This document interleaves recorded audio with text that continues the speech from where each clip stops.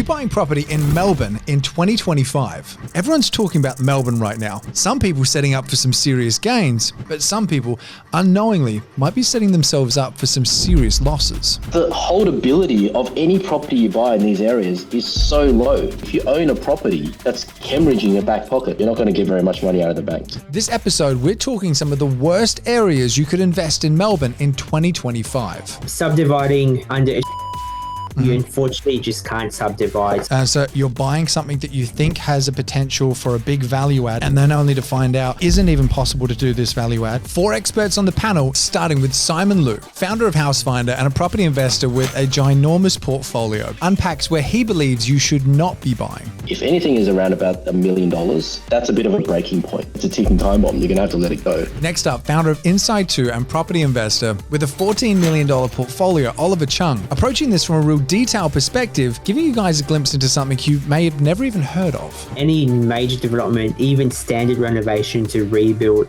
needs a permit, which is a lot more restrictive. And then next up, Junge Ma, lead research analyst at InvestorKit, backed by some of the best data minds in the country, gives her pick on where you should not be buying in Melbourne right now. Building approval rate is now more than 30%. Vacancy rate now 14%. 14%. And last but not least, Dawn Fouhy, founder of Future-Proof Property Advisory with a massive $10 million portfolio, opens up where a purchase now might make a little bit of sense, but the longer term, she believes, is going to be the wrong place to invest your money in Melbourne. So the where is, hold on to your quotes, it's the local demographic cannot afford to buy there. There's only one rule I gave all of them that they had to follow. You can't pick an apartment in the city, South Bank, or Docklands. If you're new to investing, you might be wondering why. But if you've been around the block a few times, you'll know they're any serious investor's first pick to stay away from. And otherwise, that just would have been a boring episode for you guys, because they all would have picked that. Fasten your seatbelts. It's going to be a bumpy night. So breaking the worst suburbs to buy in Melbourne right now into where, what kind of asset, and why it's not going to help you grow your portfolio. It's going to take a lot of extremely wealthy people suddenly wanting to live in that suburb to push that up. The worst places to buy or invest in are always the same kind of areas, because if you or anyone you know has been thinking about buying in Melbourne in 2025, you absolutely want to watch this episode and share it with a friend if you've been talking about Melbourne with them. My name's Todd Sloan. This is the Pizza and Property Podcast, and this episode is powered by Suburbs Finder, InvestorKit, Future-Proof Property Advisory, Inside 2, and Housefinder. More about our awesome show sponsors in the show notes below. Right now, let's jump straight into the episode with Simon Liu. Simon Liu, how are you, man? Good, Todd.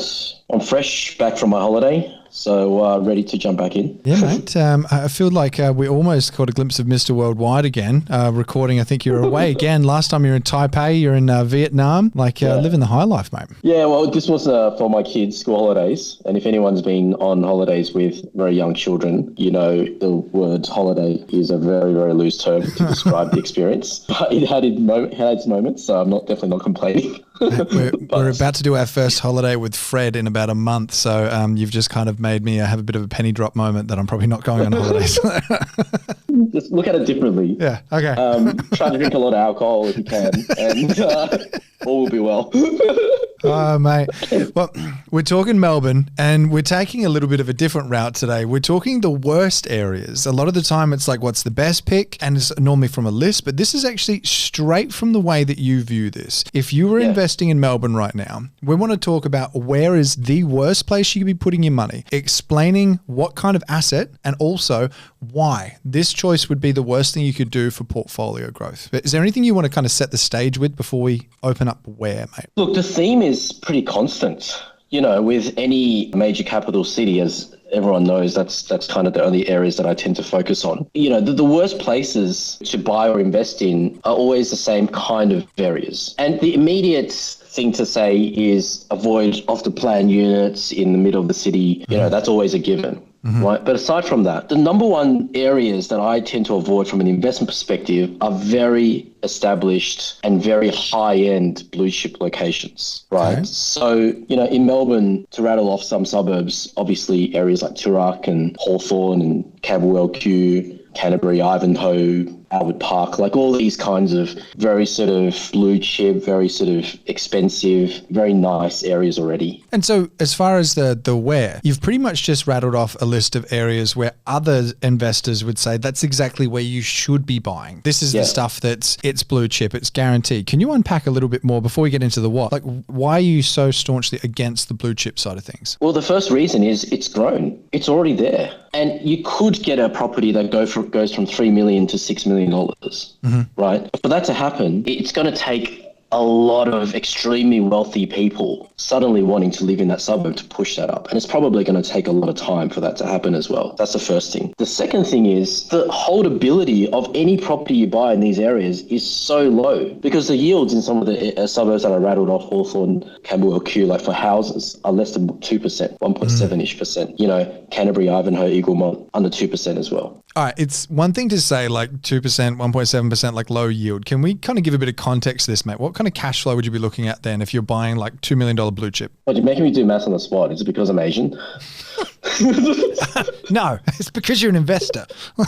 Right, okay, cool. I mean, look, if you're buying like a $2 million purchase, your weekly rent is probably around about the $700-800 per week mark. Okay, yeah. Right, and based on a 20% deposit, you're going to be negative cash flow around about $1,500 a week. That's including things like council rates and PM fees and insurances and all that kind of stuff. And so that's at like a 1.7-ish% yield? Yeah. And that's your negative 80 grand a year, right? Like realistically, even if you're a high income earner, is that realistic for you to hold on to and wait for that $2 million property to become $4 million? Because that would be your goal as an investor. So that's the first problem. The second problem is, I can only speak for myself and for most of the investors that I speak to, is their goal ultimately is to have passive income from their properties, 10 years, 20 years, whatever down the track. And we all know to achieve passive income, you need to buy quantity. You need to buy a large amount of properties over time so that you expose yourself to more growth.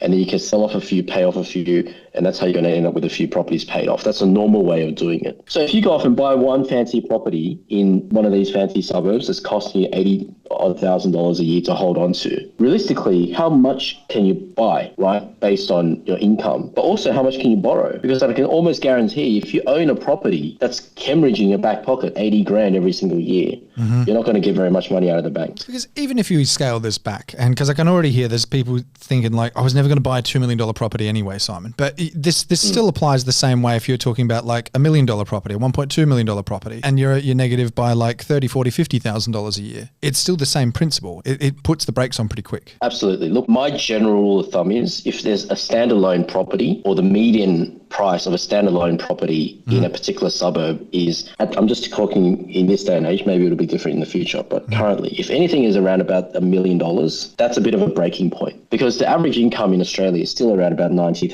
$100,000. And for people earning that kind of money, your absolute max to buy a house to live in based on affordability is around about $1 million.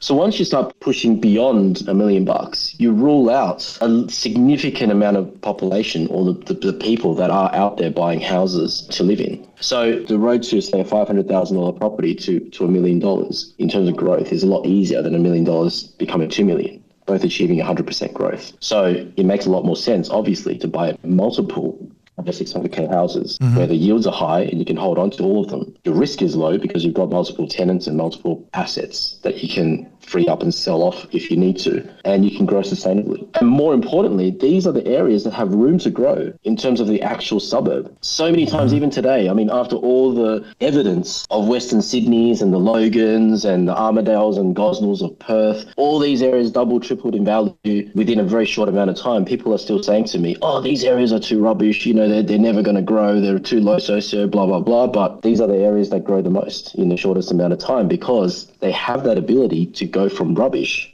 to not rubbish. So that's another reason why I tend to avoid these really fancy, expensive areas. Great to live in, you know, like once you've made it, once you've got tons of equity and money, 100% go buy a $2, $3, $4, $5 million, $10 million house to live in. But as investments, unless you're like, earning millions of dollars a year in your income. You're already doing pretty good. Sense. Yeah. So that's a little bit different, but let's say for the average investor, it's not a good thing to do. So where do you draw the line then? Because if you're talking about this from like you don't want to go anywhere near that real top end, then what about people going, okay, cool, like taking it to the other extreme of, sweet, I'll buy a few $50,000 houses in Broken Hill. Like where's that kind of line between too low? Well, as you know, major capital city, I always tend to only focus on major capital cities. I've said this ad nauseum. I wish I bought tons of houses in Mount Druitt, and I didn't, because it had and it still has that sort of really bad negative stigma. But the houses I were looking at back around 2011, they've quadrupled in value. I'm here to make money. I'm not here to judge whether a suburb is good or whether I would live in it or not. But there are a lot of sort of middle grounds. It's not just about one extreme or the other. There's a lot of stuff in between, or maybe stuff that's in the middle of the absolute worst and the middle sort of average suburb. I'd like to maybe stick to around in between that. Those areas are probably next to what we call gentrify, because those are the areas that are next in line to become middle class. But currently, generally speaking, around about the 500-600K mark is kind of where for most of the capital cities that have room to grow, that's the kind of sort of price point that you're looking at. Okay, so for you, in Melbourne at the moment, one of the worst places to put your money would be in the highest of the high blue chip areas. So Toorak was like one of the areas that you referenced, and I think that's one that a lot of people know, whether you're from Melbourne or not. But if you're then purchasing, like on the flip side of it, for a good area, it's not about going to the lowest of low socioeconomic, but you could still make money there. It's about finding that little sweet spot, maybe just above it, but still very much in the realms of affordability. Yeah, and look at the yields. I mean, usually when a major capital city, just based on evidence again, these up and coming areas, the yields start off 4, 5, I won't say 4, maybe 5, 6%. In Melbourne, about 4 to 5% if you're lucky now. But that tells me that there is still room to grow as well, because usually once these, lower socio areas start to get traction and become more sort of hit hard by owner occupiers, the yields do drop significantly. But you look, in fairness, you're getting rubbish yields everywhere in Melbourne at the moment. And one other disclaimer I want to say as well, because I do think these Tooraks and stuff, they will probably grow in future. So I don't want people to hit me up in 5 years' time or 10 years' time and say, man, Tooraks, it's gone from million or 4 million to 8 million. I shouldn't listen to you, this and that. But again, coming back to my original point, how many of those can you hold? That house? Can you even hold on to one for that amount of time? Because things happen in life. If you lose your job, or even if you are in between jobs, if you've got a house that's costing you 80 grand a year, it's a ticking time bomb. You're going to have to let it go eventually. So you don't ever want to put yourself in that position. And even if it's half of that, one of the best things I think you can do is sit down with your mortgage broker, actually like put what Simon's saying into practice and say, hey, if I was to buy this and these were the numbers, what would my next move look like? And like you were saying, if you're on millions of dollars a year, you probably got a few more moves up your sleeve. But if you're not, then you're going to be tapping out either straight away or pretty much in the next move. 100%. All right, so as far as that's the only thing we didn't really touch on, because I kind of felt like it wasn't really a asset type specific. This really is location. You didn't say like units in Toorak or townhouses in Toorak or houses. It's just blue chip, correct? Well, anything in blue chip, it's the same thing, right? Like, I don't have this off the top of my head, but I don't know how much a townhouse or a villa is in Toorak, but I would assume it's the same kind of conversation. Yeah. Lots, very low cash flow. Why would you? That's my point. You've got all these other options. Why would you do that? Yeah, I think it's the same analogy. All right. So as far as the where, Toorak and any of the blue chip areas, as far as the what, pretty much just anything in these areas, because the why is the most important thing here. It's killing your cash flow and it's restricting your growth. Instead of holding on to one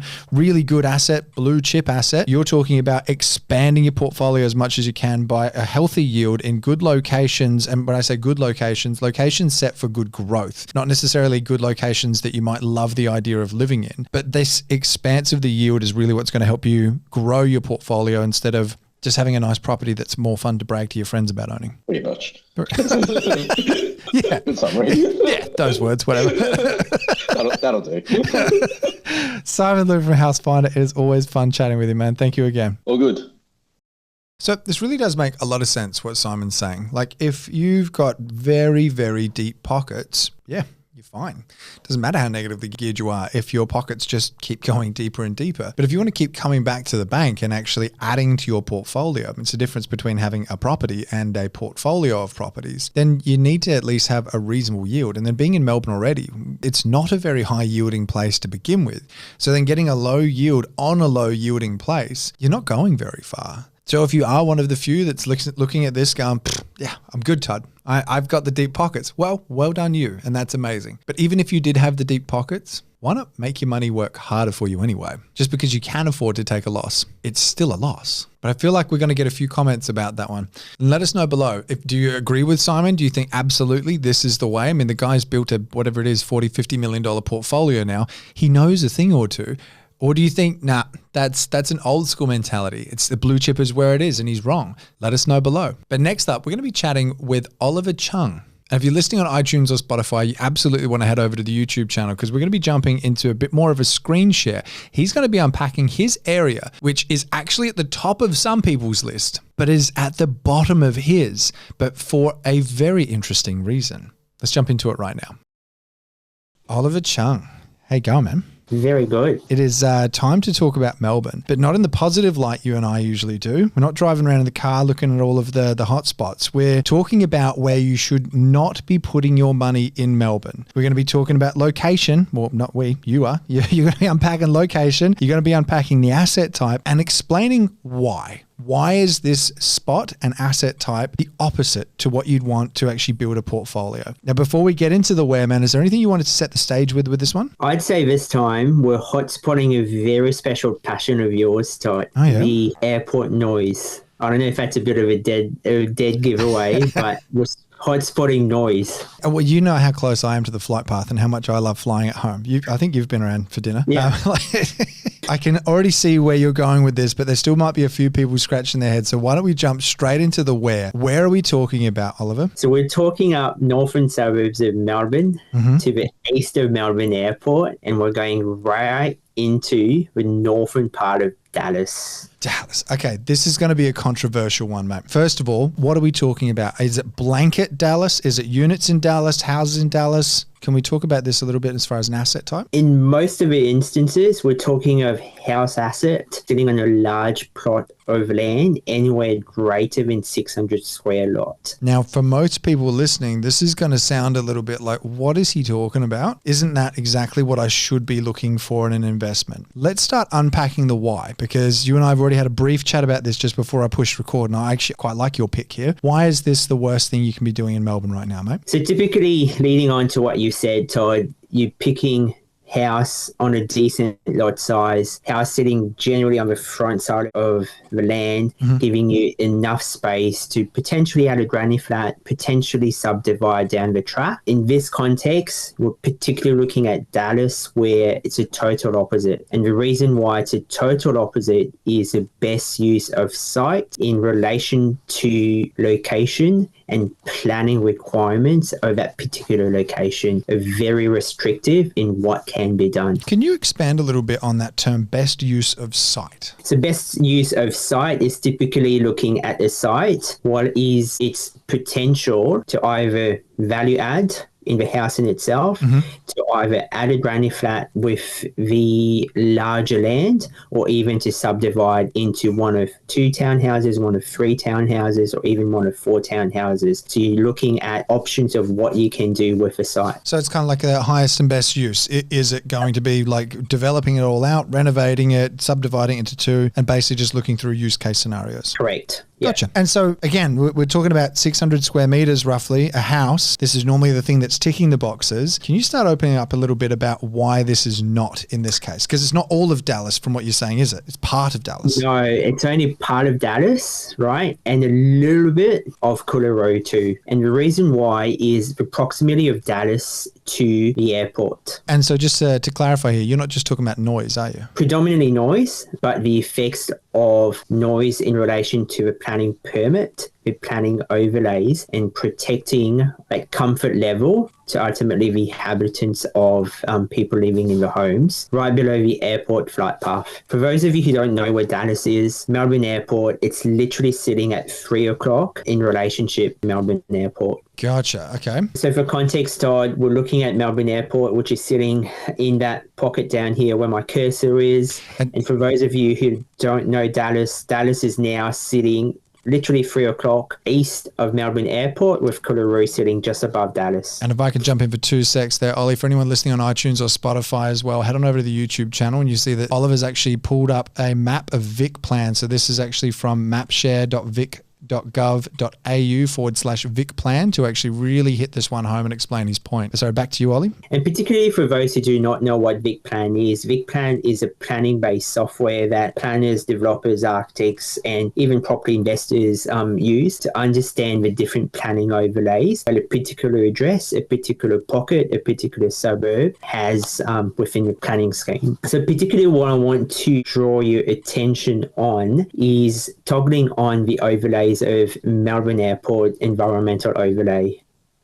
Wow, it's like a massive flood zone looking purple splodge has just appeared. Yep. I'm surprised it's not red, Todd, for a danger zone, but it's a nice purple splodge. If we're basically zooming out, literally going north, south, east into pockets surrounding Melbourne Airport, particularly our focus today here is a Dallas region. All right, so you're pulling up the difference here. I can see Dallas, I can see how it's in Coolaroo, but I can also see a lot of this in Broadie as well, like in Broadmeadows. Why just Dallas that you're singling out and a bit of Coolaroo? Why not Broadmeadows? Very good question, Todd. So you've got 2 lines within the purple blotch per se. I can see what you're talking about. Yep. We've got the inner ring and the outer ring. So typically in the Melbourne Airport environmental overlay, we've got 2 schedules, Schedule 1 and Schedule 2. Schedule 1 is the most restrictive schedule versus Schedule 2. And in context to Dallas and Broadmeadows, we can now see how Dallas sits, the greater part of Dallas as a suburb, as a pocket, sits within Schedule 1 versus Broadmeadows. Right. So that thin black line inside the big purple boundary, or splodge, to use your word, I think, is the Schedule 1, which is more restrictive. Have I understood you right? Correct. All right. So what exactly is the difference between Schedule 1 and Schedule 2, mate? Fantastic question, Todd. The easiest way to understand the difference is in terms of simplistically the higher noise restriction zone being more restrictive in Schedule 1. So for context, any major development, even standard renovation to rebuild, needs a permit, which is a lot more restrictive. Any sensitive uses like aged care, childcare, clinics are generally not allowed or tightly controlled. So what this means is the standard livability amenities would tend to be very much minimal in the pockets of Dallas, for example. Whereas Schedule 2, right, it still is restrictive, but on this end, you then need to comply with the noise restrictions as per the Australian standards, to be technical, AS 2021, and that goes to noise mitigation across your roof level, across your window treatment, across your wall treatment, and any penetration in your roof. So all of this then starts adding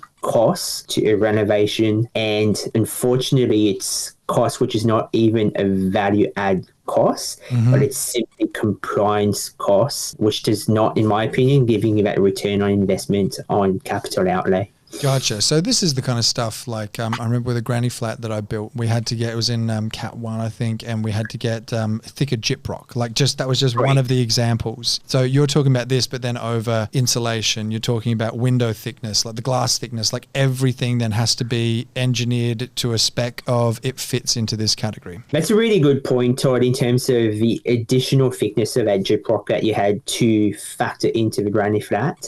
But we're getting a little bit ahead of us at the moment with noise treatment. What I want to do is to take a step back and really understand the restrictions of Schedule 1 and Schedule 2 under the Melbourne Environmental Overlay schedules in the planning permit. Okay. particularly Schedule 1 under the planning permit scheme, what is very restrictive, a permit is required for the use of a dwelling, one, and the use of a second dwelling. Okay. But particularly what I want to draw your attention on is if you have more than one small dwelling lot, it is restricted to the use of someone needing assistance. The small second dwelling must be movable building and only used to provide accommodation for a person dependent on the resident of the existing dwelling. This reminds me of the restrictions that South Australia used to have up until recently on SSDs or granny flats. And it was like basically unless you were putting mum in it or someone that needed assistance, it's not happening. Which is a true version of what a granny flat is, right? Oh, yeah, so granny flat, yeah.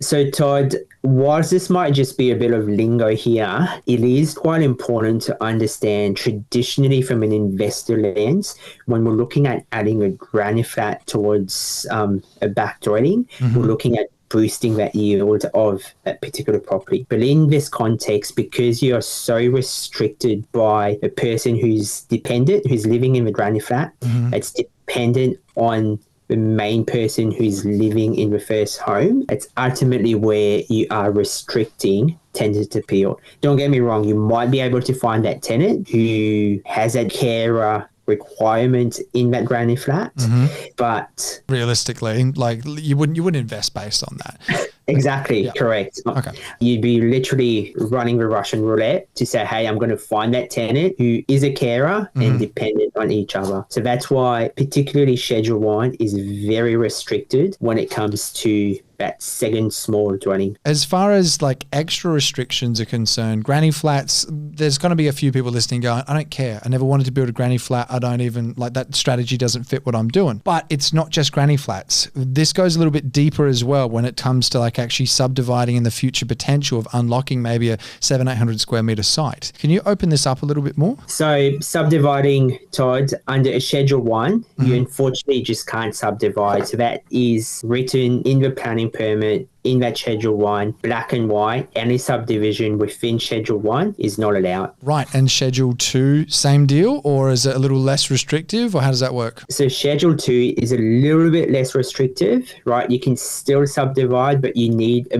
minimum lot size of 300 square meters. Still, it's doable, but just not quite as easy as if you were outside of the overlays completely. Absolutely right. But then the complexities of Schedule 2, yes, you can subdivide.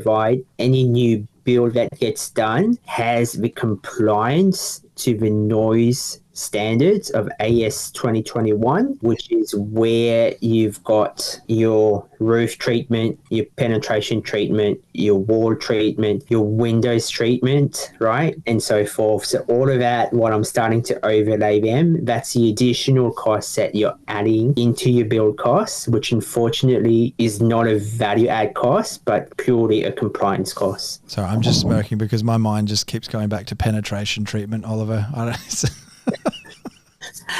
Sorry, it's yeah, Todd, I know it's technically the term, and if I was to quote unquote, we're looking at gaps and penetrations, right, where there is a requirement to acoustically seal the gaps around services, around pipes, around joints in walls, floors and ceiling, and potentially even to use acoustic rated vents. So any of the ducted vents going in your roof, that's all acoustically treated vents. I know what you're saying, but you're not making it any better saying that you're sealing holes with pipes than with penetration. Anyway, I get what you're saying, and yep. I just seem to be a 14-year-old when it comes to talking about this, but I hear what you're saying. So basically you're talking about it is going to cost you more if you're in a Schedule 2. So even though you are going to have more flexibility in terms of a minimum lot size of 300 square meters, where Schedule 1 is just like blanket, it's a no, you're basically saying that because of all of these different factors in the build, it's going to end up costing you a lot more. Absolutely. And I mean, your windows are a classic one, right? You can generally average on a house how many windows you'll have, how many doors you'll have. You're looking at laminated glass, or often even double glazed glass, right? Yep. You're looking at acoustic seals around your windows.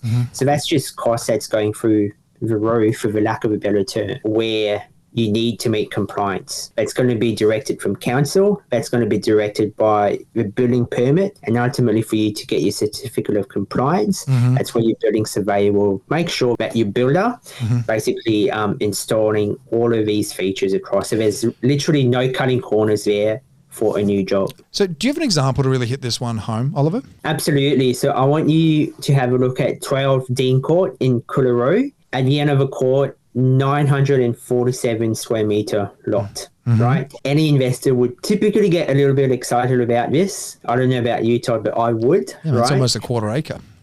Exactly right. So what I want to show through, so we're looking at it in this context here, 947. Yes, Todd, that's where we're talking about the townhouse coming in, demoing the existing house, the shed, nice footprint, clear canvas for the townhouse.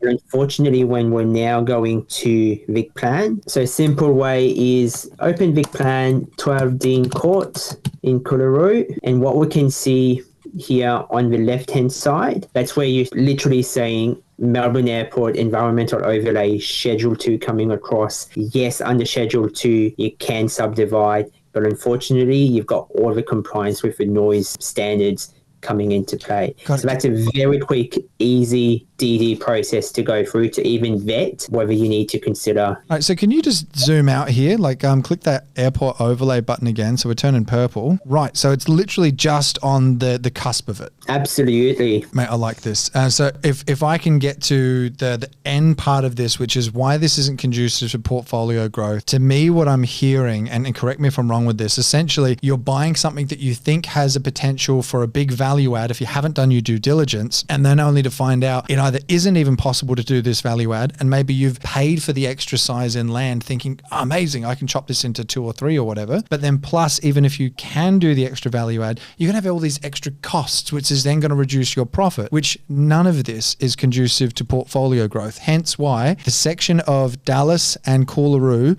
and I guess parts of Broadie that fall into the Schedule 1 zone are, in your opinion, the worst areas you can buy in Melbourne right now if you are buying a house with that future development potential. Is that about right? Yeah, absolutely, Todd. And I think as a bit of a takeaway, the due diligence is not hard to do. It's literally just going into Vic Plan, typing up what's coming into real estate, whether typing the address right into Vic Plan, and that should literally be able to spell out the planning permit overlays. Or if you're lazy, your Section 32 should be picking up the planning permit requirements. Of course. Anything else you wanted to add to that, Oliver, as far as this is my point? It's not that Dallas is the worst place to invest, it's that, or Coolaroo is the worst place, but it's like right here in these overlays, like this, do you know what I mean? Like kind of hit that home. So Todd, you can now see my point, right? We've gone through the journey, we've understood the overlays, we've understood the noise requirements, and that's where certain pockets of Coolaroo, certain pockets of Dallas,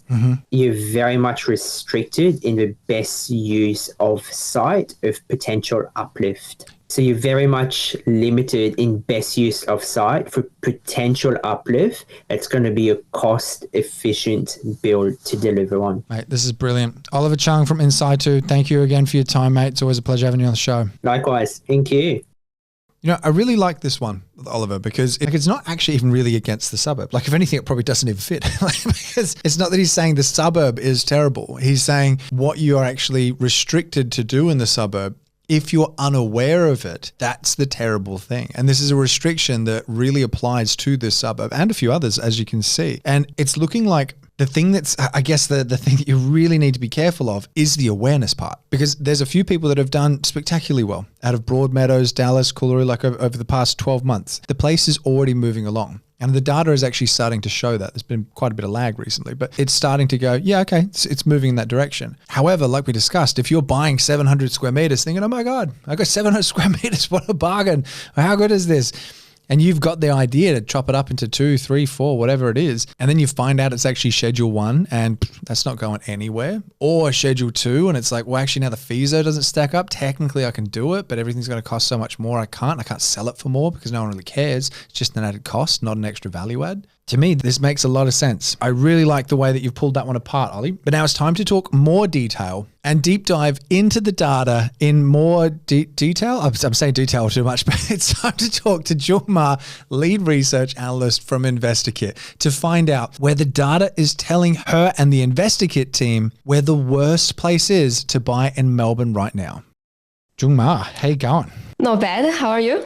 Very good. It is always a pleasure to speak to you. I'm sure there's going to be quite a few people leaning forward at the moment, wanting to actually get your take on where right now is in the worst area you could be buying in Melbourne, because it's such a hotspot, such a buzzword. Actually, I don't even think it's a hotspot yet. The market is still pretty stable, I'm going to say.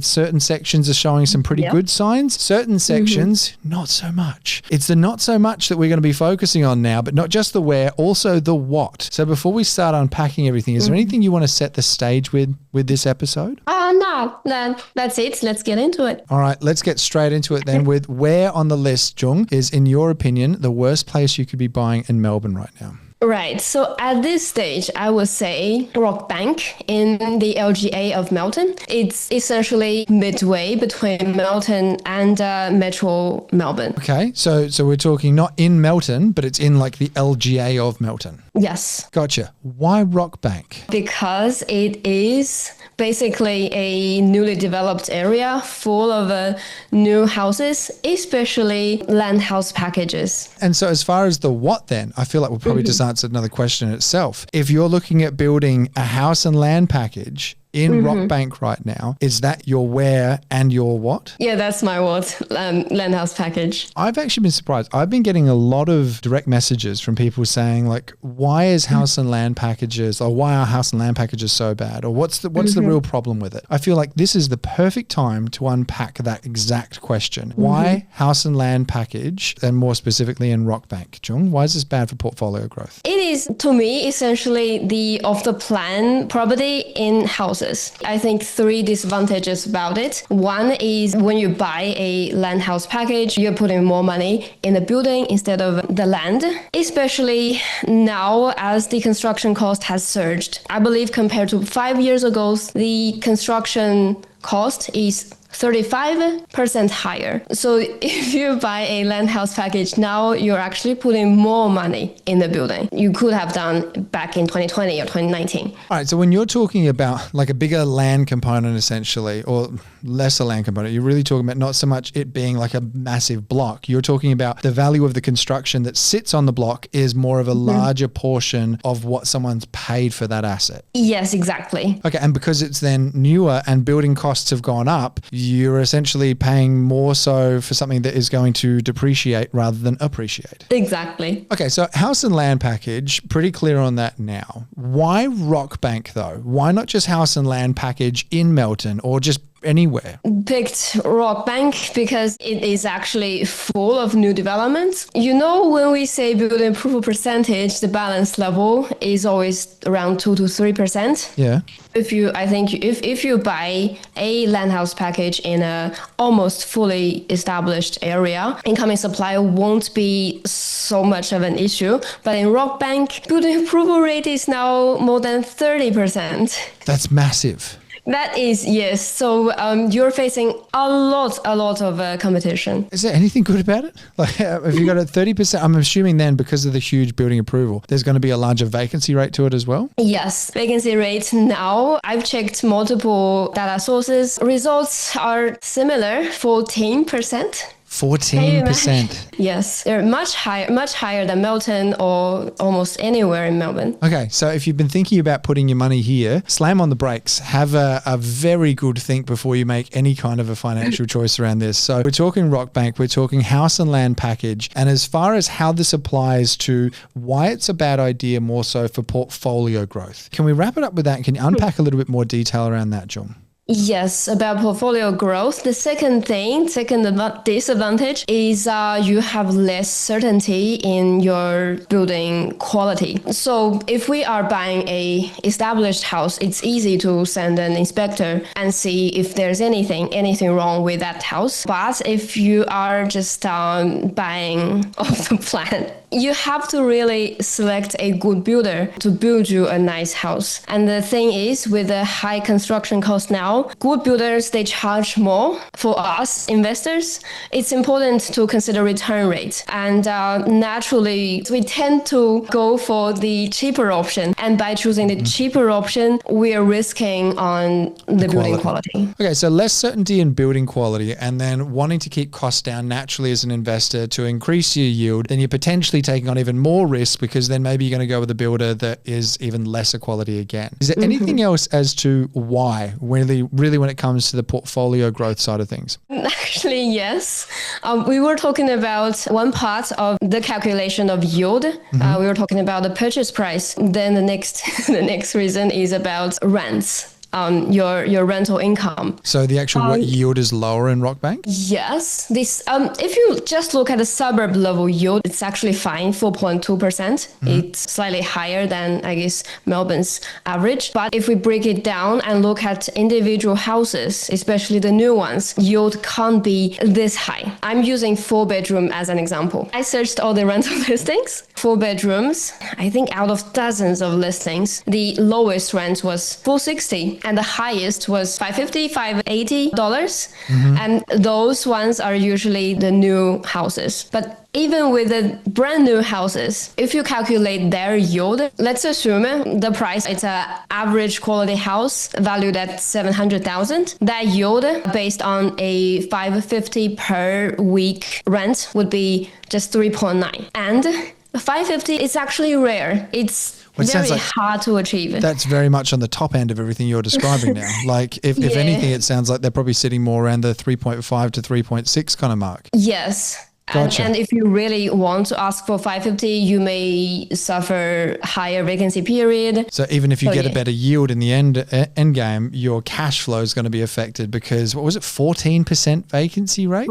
Yes. All right. So less building quality or potential less building quality, especially if you're really wanting to get it done super cost effectively, as we all do as investors, then we're also talking about a rental yield, which is definitely not conducive to growth. Is there anything else you wanted to wrap this one up with, Junge? One more thing, when there's so much income and supply and the market is actually not moving that fast, the possibility of a really slow growth is much higher. Okay, so because there's so much being constructed and it's already a market that's like not really moving a lot, then adding more and more stock to that, as far as getting an equity gain, it's not looking good. Melbourne itself is already growing slowly and we're already not expecting good equity growth or value growth in the short term.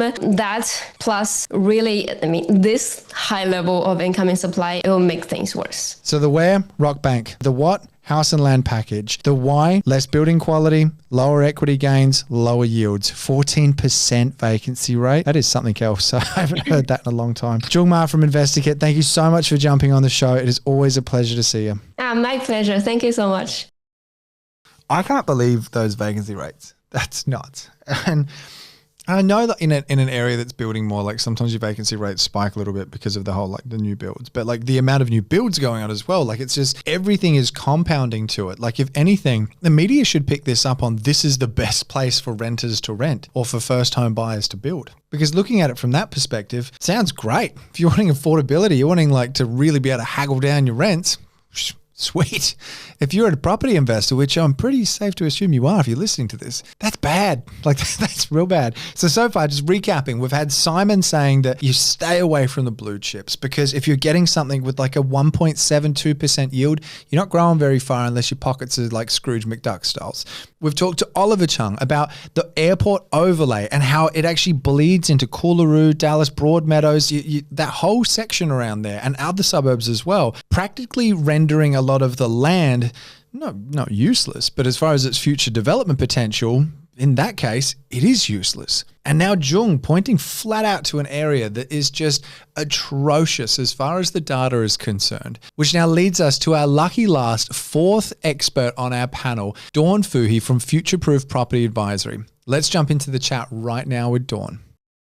Dawn Fouhy, back for a bit of controversy. How you going? Todd, what is the crack? It's very like full on time. We're talking about the worst suburbs in Melbourne, Todd. Yeah, it's this isn't the friendly kind of episode that we normally do, but one of the reasons I really wanted you on the panel is you're getting a name for yourself for telling it like it is, Dawn. And I think it's one of the things that is actually very endearing about you as well. Like, this is what we need to do, but there's a lot of that around the place. But then I think you're not afraid to be like, yeah, but this is also what you shouldn't be doing. And it's just as valuable to actually look at where are the things that we need to steer away from and why. But it's about unpacking that why that's so important, because it's one thing just to go, screw that, I don't like it. It's another to go, well, actually, let's really look at the details behind it. And that's exactly what we're going to be doing today. I'm looking forward to what you're going to be saying, Dawn. You've already got a little bit of squint in your eyes there. Like, I think we're going to unpack something. That's just my old age. That's just the cataracts.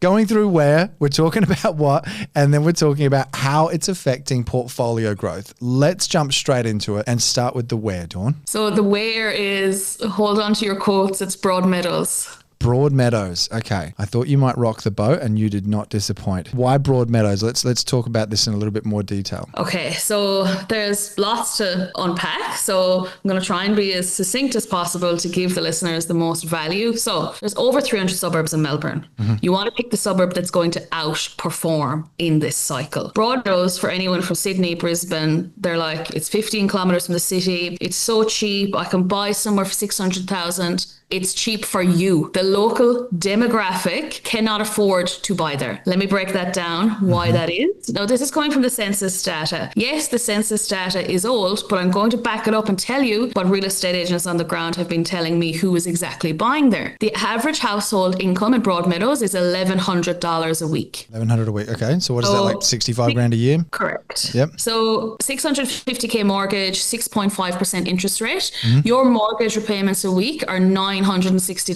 That's nearly 90% of the income. Affordability, finding those pockets of affordability in Melbourne will help you outperform. It is unfortunately not affordable for the local demographic to own a house there. Now, who's buying in Broadmeadows? Over the last week, I've spoken to multiple real estate agents. Their percentages vary on how salesy they are, but they're saying between 60 and 80% of people that are buying homes across Broadmeadows, Dallas, Coolaroo are investors. Now, that concerns me. Number one, because the percentage of owner-occupiers to renters is already 51%. Yes, the vacancy rate is sitting at 1.6, but will that rise?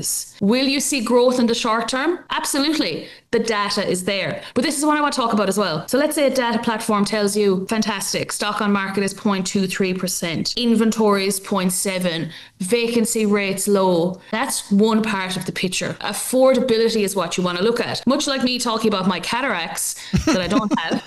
Gentrification. This area has been talked about that it's been up and coming for the last 30 years. Like, any longer it'll need a Zimmer frame and a bus pass, you know? People are basing that on opinion, not on fact. Oh, it's cheap, it's close to the city. Surely it must grow. Kind of reminds me of Brisbane 2010 to 2020. It was every year was it's Brisbane's turn. It's Brisbane's turn. And that went on for a decade until it eventually was Brisbane's turn, but it still went on for a decade. Correct. So what I'm talking about is, will you make money in Broadmeadows in the short term? Absolutely you will, because if 70 to 80% of investors are buying there and they think it's cheap, they're going to drive the prices up. Okay, because they're saying, I can build townhouses on this later. Everyone's a developer now, Todd, as you know. So they don't want to take the easy route of investing. They want to develop. They want to put up triplexes, but they don't understand the feasibility doesn't work there at the moment. It might work in the mid-cycle, but who's going to buy your house? So if the local demographic can't even afford a 650,000 home on land that is probably a prefab concrete ex-houso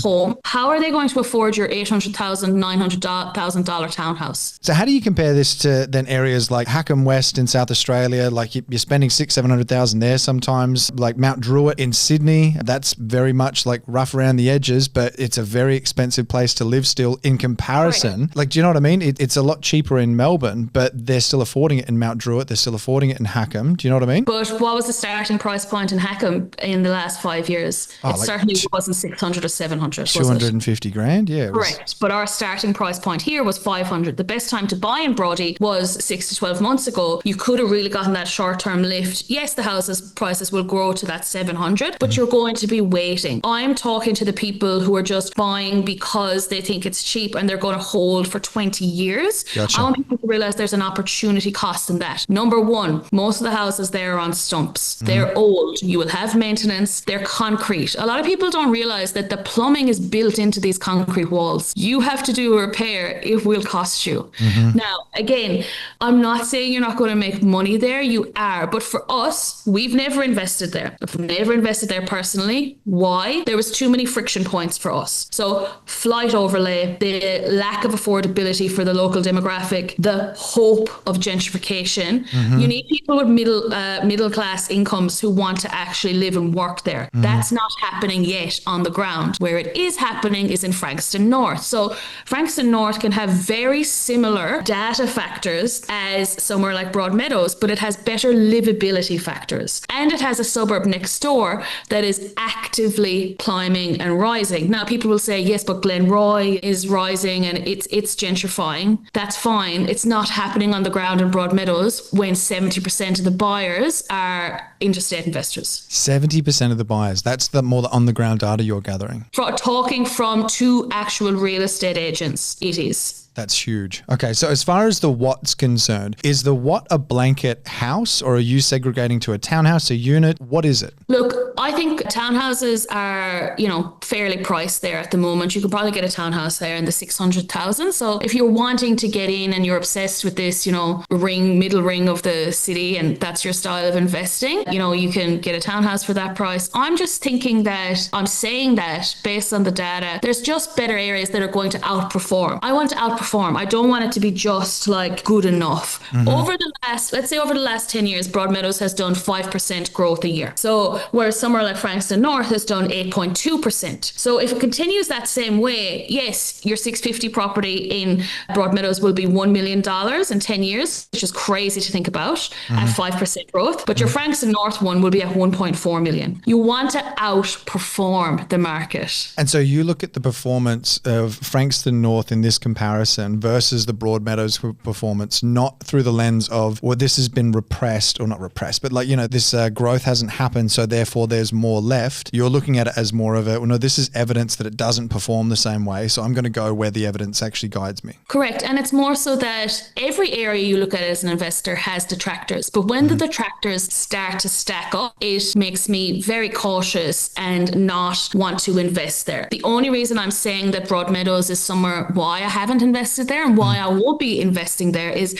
there's better suburbs with less detractors. You have to do your pros and cons list. The cons of this area at this price point now outweigh the benefits for me personally. And as far as why it's not conducive to portfolio growth, if I can, kind of summarize what you've said here, it sounds like it's really that it might get some good growth in the short term. It's looking like it's set for that. However, because it's so heavily dependent on investors purchasing, you're potentially going to have some cash flow issues down the track then if it gets oversaturated with more and more stock and then the vacancy rates change. But then if you're looking longer term over the next 10 years, getting an area that you feel more confident in with a higher compounding return is going to help you with that portfolio growth more than something with a lower return potentially and worse cash flow potentially. Correct. I'm not looking at this as just like this part of the cycle in isolation. I want to look at, in any market when the boom starts, it'll start from the bottom and spill over. So what we want to look at is areas that have more owner occupiers. They're the ones that are going to pay a premium for your property, but they have to be able to afford it. You really need to focus on what the local demographic can afford, not what you can afford to buy as an investor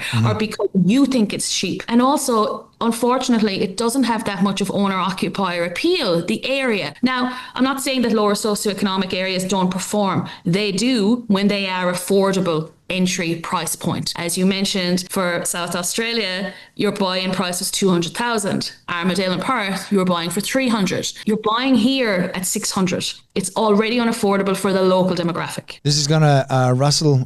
Do you rustle feathers or do you ruffle them? Well, I don't want people to be I don't want people to be ruffled. I just want to offer, a point of view that maybe people haven't considered. So it's going to be very difficult moving forward to outperform because house prices, affordability is getting compressed. So don't want people to invest with opinion because they're from Sydney and they think that 15 kilometres to the city makes a huge difference. Distance to the city doesn't do anything for capital growth, okay? So it needs to be affordable. Number one is the big thing. And and not an influx of supply. Another thing that I'm concerned about, and this goes for across Melbourne, these activity centres are being touted as, oh, Broadmeadows is going to have an activity centre, the land value is going to go through the roof. Hang on a second, you're going to have multiple townhouses, higher density, more apartments in an area that already has 50% of renters. What do you think is going to happen? So you're not looking at that as a positive for the infill. You're actually looking at the detractors that can bring with more and more people. 100%. More and more people. Where's the infrastructure to support that? You've more stock on market. And what sort of bills are they going to be tacking together, throwing up in an area that, the affordability is lower? Dawn, you're going to make a lot of people think. I don't want people to feel bad. I think that if you've purchased there in the last 12 or 6 months, you are going to do very well. You'll end up with 250,000. You can use that equity, move on. But I'd be monitoring the market closely when to time your exit in a market like that, because you've got high holding costs there. Older homes, yields around 3.8 to 4%. Who are you going to resell your house to? Think about that. I would still try and do it, sell the house when there's that frenzy of investors, frenzy of buyers agents. I would get them to pay the top dollar for your house because the local demographic can't afford it. I was speaking to a sales agent there the other day, and they were actually saying how there was a house that I think it was high fives. It was advertised, and this is like outside of the bait pricing side of things. It wasn't even renovated. I think it was a 3-1 even, and it ended up in I think it was the mid sevens. And it's like wasn't an 800 square meter block. It was decent size, 600 and something like that. But it was just nuts. Like it's like the frenzy that you describe is exactly what it feels like at the moment as well. There is so much activity there, and I feel like there's some people backing it going, this is just the beginning. And there's obviously some people in the camp that you're obviously in where it's like, yes, it might be the beginning, but if it's being backed mainly by investors and mainly by speculation, be careful in the longer term. That's really what I'm taking away from what you're saying here. Correct. Remember, investors don't drive gentrification. It starts with people with disposable income fight to live there. If you're banking on, one day it's going to grow or it seems cheap now, that's not investing, it's gambling. Very wise way to end this. Dawn Fouhy from Future Proof Property Advisory, thank you so much for jumping on the show. It's always a pleasure to have you. Thanks, Todd. I feel like Melbourne's north is getting a bit of a kick in the guts now. So if you have been one of the people that have bought in Broadie, in Dallas, in Coolaroo, even Jakarta never gets spoken about, but like out the north way, if you've just purchased, you might be feeling a bit iffy. If you've purchased a year ago, can I just say you've probably still done pretty well. Like Dawn was saying, if you got in like 2024, mid 2024, there's very strong potential. You got in with like a 4 in front of your price tag. Doing that now, it's not happening. But I can see where she's talking about from the affordability aspect for the longer term. Dawn's really looking at this through the lens of, and actually I'd be interested to hear what you guys think as well. Like comment below. You agreeing with Dawn? You disagreeing with her? But through that lens of just because it's cheap to you doesn't mean it's cheap to locals. This is what I want you to take away from this, is whether you agree or disagree as far as like the area in Melbourne's concerned right now. That alone is such an incredibly important point. When I was an agent, I would sell property to people from Sydney, and this is Adelaide property, that had no idea about a local market, and talk them up to paying $50,000, $100,000 sometimes more just because to them it was cheap. To the locals, it was bananas. Didn't make any sense to pay that. And eventually the market caught up, but they didn't have to pay that to begin with. Make sure you're comparing like with like, local with local, not your local with someone else's local. And I think, Dawn, it absolutely hits such a solid point home there. I'm very interested to hear what you guys think about this one. I have a feeling it'll be a little bit divisive in the comments section. And I want to hear it. Obviously, keep it respectful, guys. We want to have a discussion. If you disagree, absolutely, put it forward. Tell someone why you think they're wrong. But let's just be respectful about it. All right, now, guys, that is enough from me today. My name is Todd Sloan. This is the Pizza and Property Podcast. As always, have yourself an amazing rest of the week and stay awesome.